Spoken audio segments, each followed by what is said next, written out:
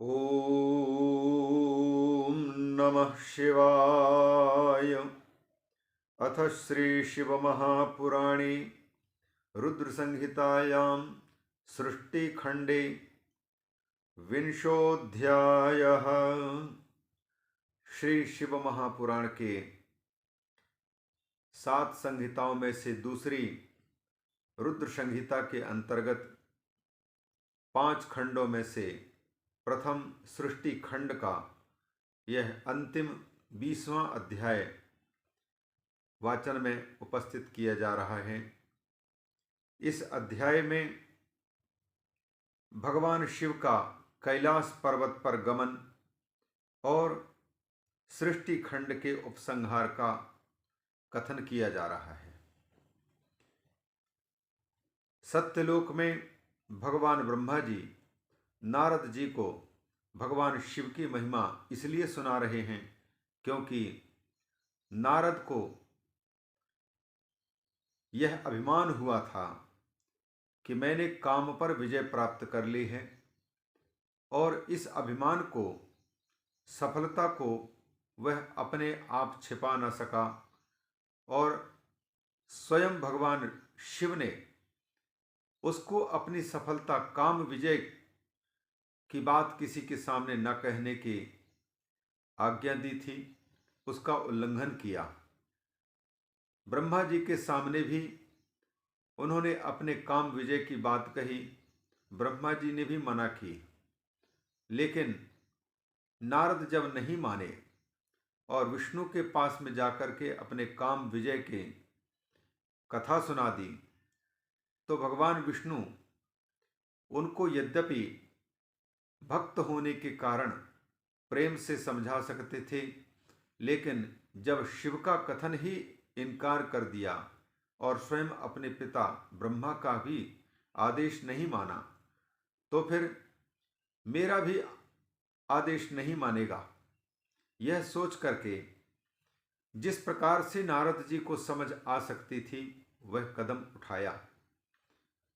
अर्थात शील निधि नाम के राजा के यहाँ श्रीमती नाम की कन्या और एक भव्य नगर निर्माण करके माया से ही सारा का सारा सर्जन करके भगवान विष्णु ने उन्हें यह दिखा दिया कि संसार में ऐसा कोई व्यक्ति नहीं है जो माया पर, मोह पर विजय प्राप्त कर सके और काम पर विजय प्राप्त कर सके।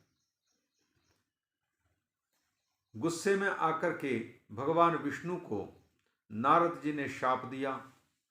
इससे उनको बाद में जब मोह दूर हुआ, माया हटी, शैवी माया, तो उनको बहुत पश्चाताप हुआ। भगवान विष्णु से क्षमा याचना करने लगे। भगवान विष्णु ने उनकी शांति के निमित्त भगवान शंकर की कथा और भगवान शंकर के शतनाम जप के लिए प्रेरित किया, और इसके पहले ब्रह्मा जी के पास में जाकर के उन शिव तत्व को सुनने की बात कही। इसलिए ब्रह्मा जी के पास में जाकर के नारद जी श्रवण करते हैं। यद्यपि स्वयं विष्णु श्रवण करा सकते थे, क्योंकि शिव महापुराण के वाचन परंपरा में स्वयं भगवान शिव ने विष्णु को शिव पुराण की कथा सुनाई, शिव रहस्य सुनाया, और फिर विष्णु ने ब्रह्मा को सुनाया। इसलिए ब्रह्मा से श्रवण करने के लिए नारद जी को भगवान विष्णु ने उनके पास में भेजा। तो वही पहले सृष्टि खंड के अंतर्गत यह कथा प्रारंभ होती है विद्येश्वर संहिता में। तो यह 20 अध्यायों में यह सृष्टि की बात, जगत सृष्टि का कारक तत्व कौन है और किस प्रकार से सृष्टि होती है, इन सब बातों का निरूपण इस अध्याय में किया गया। ब्रह्मा जी के द्वारा जगत की सृष्टि, और ब्रह्मा के रूप में स्वयं भगवान शिव ही हैं, उसी प्रकार विष्णु के रूप में जगत का पालन, और रुद्र के रूप में स्वयं भगवान शिव के द्वारा जगत का संहार किया जाता है। और शैवी माया को कोई लांघ नहीं सकता। यह बात विविध कथनों के द्वारा प्रतिपादित की गई है। अब 20वें अध्याय में भगवान शिव का कैलाश गमन और फिर वहाँ निवास करना आदि सब बातें कह करके और सृष्टि का उपसंहार, ये सृष्टि खंड का उपसंहार कर रहे हैं। ब्रह्मोवाच नारदत्वं शृणु मुने शिवागमनमुत्तमं कैलासे पर्वतश्रेष्ठे कुबेरस्य तपोबलात्।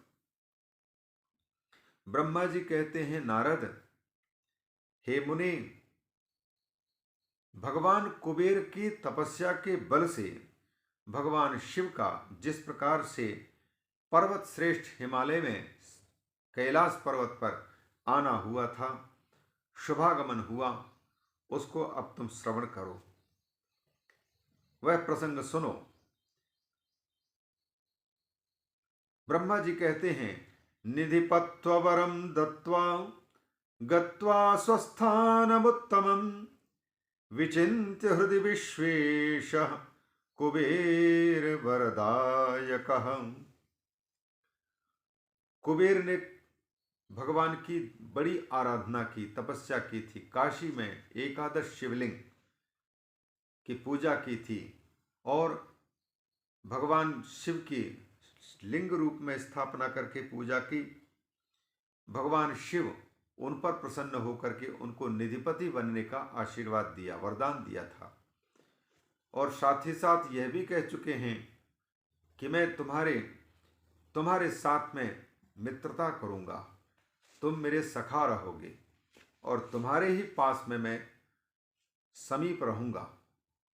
इस प्रकार से वरदान दे चुके थे। इसलिए अब भगवान शिव निधिपत्व वरम दत्वा, निधिप अर्थात निधि, समस्त नवनिधियों के स्वामी बनने का वरदान जब दे चुके थे, तो उसी को सच करने के लिए अब अपने स्वस्थानम उत्तमम, पहले तो अपने स्थान पर गए भगवान शिव स्वधाम में और लंबे समय तक चिंतन करते रहे कि हमने कुबेर को वचन दिया है। अतः हृदय विचिन्त्य विश्वेशः कुबेर वरदायकः, कुबेर को वरदान देने वाले भगवान शिव ने बहुत लंबे समय तक विचार किया और विचार में क्या आ रहा है उनके, विध्यंगजस्वरूपो में पूर्णः प्रलय कार्यकृत तद्रूपेण गमिष्यामि कैलासं गुह्यकालयम्। विध्यंगजः में पूर्णः स्वरूपः, कहते हैं कि भगवान जो रुद्र हैं, वह रुद्र ब्रह्मा जी के भौहों से प्रकट हैं, अतः विध्यंगज कहलाते हैं। विधि माने ब्रह्मा, उनके अंग से, भौहों से प्रकट हुए थे। श्रीमद् भागवत में भी यह उल्लेख आता है, नील लोहित प्रकट हुए से इसलिए विध्यंगज कहलाते हैं, अर्थात विधि ब्रह्मा के अंग से उत्पन्न।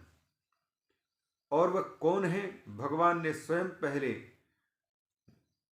विष्णु को और ब्रह्मा को यह आश्वासन दिया था कि मैं स्वयं एक रूप से तुम्हारे अंग से प्रकट होऊंगा और वह रुद्र नामधारी होगा, रुद्र नाम से मैं प्रसिद्ध होऊंगा और वह मेरा पूर्णावतार कहलाएगा। ब्रह्मा जी को कहा कि तुम मेरे दाहिने अंग से उत्पन्न हुए हो, विष्णु को वाम अंग से उत्पन्न बता करके कहा अब मेरे हृदय से रुद्र उत्पन्न होगा, अर्थात मेरा हृदय स्वरूप ही रुद्र के रूप में रहेगा, मेरे से अभिन्न रूप में। लेकिन उत्पन्न होते समय पर ब्रह्मा जी के अंग का आश्रय लेकर के उत्पन्न होगा, तो वो मेरा ही रूप है, उससे भिन्न नहीं। अतः ये विचार कर रहे हैं कि विध्यंगजा में पूर्ण स्वरूपः, साथ ही साथ उसको कार्य दिया गया है। जैसे ब्रह्मा जी को सृष्टि रचना का भार सौंपा गया, विष्णु को जगत पालन का भार दिया गया, तो उसी प्रकार रुद्र को जगत संहार का भार दिया गया है। कहते हैं प्रलय कार्यकृत, वह प्रलय का कार्य करने वाला है। अतः उसी रूप से मैं वहां जाऊंगा, कैलासम गुह्य कालयम, गुह्यों के निवास स्थान कैलाश पर्वत पर उन्हीं रुद्र रूप से मैं वहां पहुंचूंगा। रुद्रो हृदय जो में ही, क्योंकि रुद्र मेरा हृदय से है, हृदय का अंश है। पूर्णांशो ब्रह्म निष्कल, और वे पूर्णावतार हैं, निष्कल हैं, कलाओं से रहित और निरंजन निष्कल ब्रह्म। मुझसे वो अभिन्न है। हरिब्रह्मादिभि सेव्यो मदभिन्नो निरंजन मद अभिन्न, मुझसे भिन्न नहीं है, निरंजन है। अतः वो ब्रह्मा और हरि विष्णु के द्वारा भी सेव्य होते हैं। तत्स्वरूपेणैव तत्र, तत्स्वरूपेण तत्रैव सुहृद भूत्वा विलास्यहं कुबेरस्य तथा कुबेरस्य च वत्स्यामि करिष्यामि तपो महत्। उसी रूप से मैं वहां कैलाश पर्वत पर जाऊंगा और सुहृद बन करके, मित्र बन करके वहां रहूंगा, विलासी बन करके, विलास भोग करने वाला बन करके कुबेर के साथ में वहां के उनके पास रहूंगा। कुबेरस्य वत्स्यामि करिष्यामि तपो महत्, साथ ही साथ बहुत बड़ा तप करूंगा, महान तपस्या करूंगा। कुबेरस्य च वत्स्यामि करिष्यामि तपो महत् इति संचिन्त्य रुद्रोऽसौ शिवेच्छां गन्तुमुत्सुकः।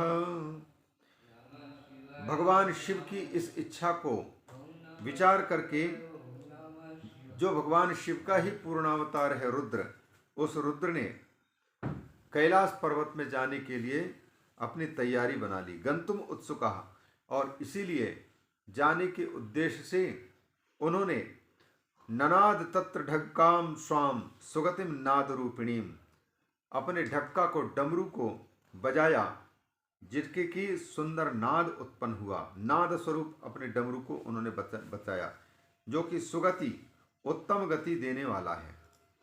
ऐसे ढक्का को बजा करके मानो सबको सूचित किया कि हम कैलाश पर्वत पर जा रहे हैं। त्रैलोक्यामानशे तस्य ध्वनिरुत्साहकारकः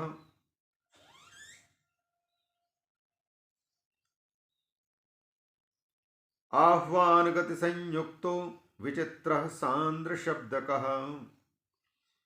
डमरू की आवाज जो रुद्र के द्वारा बजाया गया, उस डमरू की आवाज ये सबके उत्साह को जगाने वाला था। ध्वनिरुत्साह कारकः, और तस्याः त्रैलोक्यम आनशे, पूरे त्रिलोकी में अशुम व्याप्तौ, अश्नुते, अशुम व्याप्त उस धातु का लिट में आनशे, अर्थात वह जो ध्वनि थी डमरू की, वो तीनों लोकों में छा गई, चारों ओर उस वह ध्वनि छा गई। आह्वान गति संयुक्ता, और वह ध्वनि स्पष्ट रूप से सबको आह्वान करने वाली लगी कि हमें कोई बुला रहे हैं, अर्थात चलो। जैसे संत महापुरुषों के आश्रमों में भोजन के लिए घंटी जोर से लगाते हैं, तो सब संतों को पता चल चुका होता है कि पंगत में जाना चाहिए, पंगत की घंटी लग चुकी है। वैसे ही भगवान रुद्र के द्वारा जब ढक्का का नादन किया गया, डमरू बजाया गया, तो वह नाद सुन करके मानो सारे चराचर प्राणियों को और विशेषतः शिवगणों को, रुद्रगणों को यह प्रतीत हुआ कि हमें आह्वान के लिए यह डमरू बजाया गया है, हमें बुला रहे हैं कोई। अतः आह्वान गति संयुक्ता विचित्र सांद्र शब्द का, और बड़ा ही विचित्र था, गंभीर नाद, गंभीर शब्द वाला था, सुनने वालों को अपने पास बुलाने के लिए मानो प्रेरणा दे रहा था। सांद्र शब्द का मतलब घना, गंभीर शब्द था। तच्छ्रुत्वा विष्णु ब्रह्माद्याः सुराश्च मुनयस्तथा आगमाः निगमा मूर्ताः सिद्धा जगमुश्च तत्र वै। तच्छ्रुत्वा, तम निनादम श्रुत्वा, डमरू की उस नाद को सुनकर के विष्णु, ब्रह्मा आदि समस्त देवता, ब्रह्माद्या सुराहा, समस्त मुनिगण, यहाँ तक कि समस्त वेद और निगम निगम आगम, समस्त आगम शास्त्र और निगम शास्त्र सारे के सारे सिद्ध मूर्त रूप धारण करके निगम और आगम, मूर्तिमान आगम निगम सबके सब वहां पहुंचने लग गए जहां पर रुद्र के रूप में भगवान शिव पहुंच रहे हैं। सुरासुराद्याः सकलास्तत्र जगमुश्चसोत्सवाः, सुर भी गए असुर भी गए, और आदि शब्द से यक्ष किन्नर गंधर्व आदि सब के सब उत्सव पूर्वक अत्यंत उत्साह भरे सब वहां पहुंचे। सर्वे पे प्रमथा जगमुर यत्र कुत्रापि संस्थिताः, भगवान के समस्त पार्षद चाहे जहां भी हों सब के सब यह सुनकर के कि हमें बुलाया जा रहा है वहां से सीधे उस स्थान पर पहुंच गए जहां पर शिव पहुंच रहे हैं रुद्र रूप धारण करके।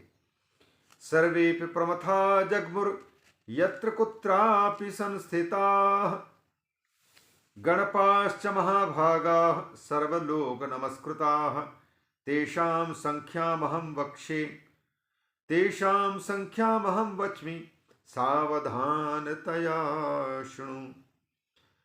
नारद जी से भगवान ब्रह्मा जी कहते हैं, नारद, गणपाश्च महाभागाः, और जितने भी गणेश थे अर्थात गणाधीश गणाधिप, वो केवल हम लोगों को तो केवल गणेश जी का ही नाम पता है, लेकिन गणेश जी जैसे तो अरबों खरबों की संख्या में उनके गणप हैं, गणपति हैं।